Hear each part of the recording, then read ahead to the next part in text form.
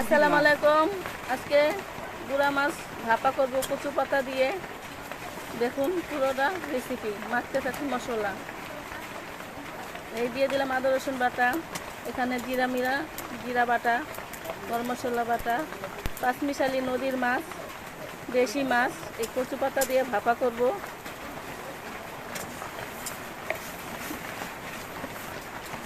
হলুদ গুঁড়ো, মরিচ গুঁড়ো, এখন দিয়ে দেবো হলুদ,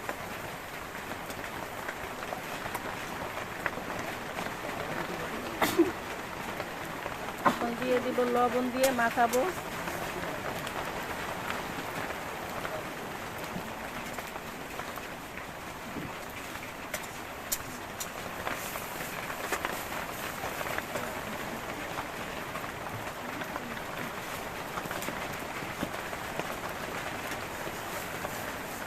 ভালো করে মাখিয়ে নেব, মাখিয়ে কচু পাতার ভিতর দিয়ে ভাপা করব।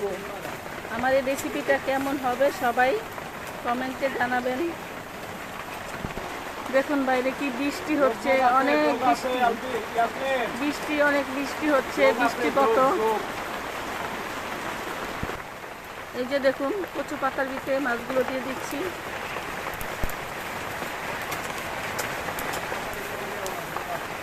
এই কচু পাতা যেভাবে খাবেন, ভর্তা করে খাবেন, রান্না করে খাবেন, একটু গলা চুলকাবে না। আমরা কালকে ভর্তা করে খেয়েছি, আজকে ভাপা করব। সবাই ভিডিওটা বেশি বেশি শেয়ার করে দিবেন, সাবস্ক্রাইব করে দিবেন, লাইক কমেন্ট করে দিবেন।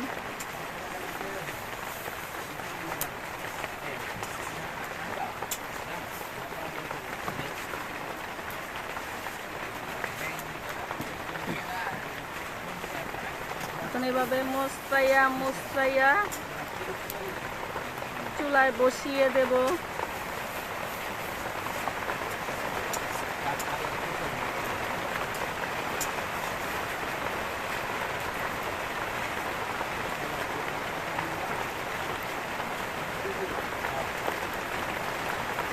বাইরে বা একটু পর চাল দিয়া পানি পড়া শুরু করে দিব।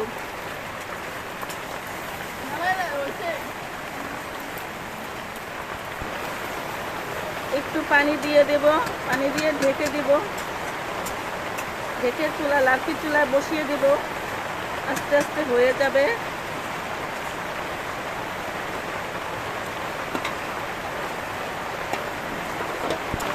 দেখুন কি বৃষ্টি, অনেক বৃষ্টি হচ্ছে, বৃষ্টি অসম্ভব।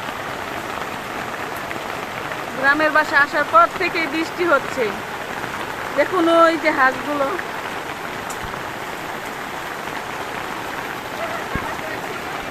এই যে হাঁসগুলো দেখুন বৃষ্টিতে ভিজতে চাইতেছে না, বসে আছে দরজার কাছে, ঘরেই ঢুকে যাচ্ছে।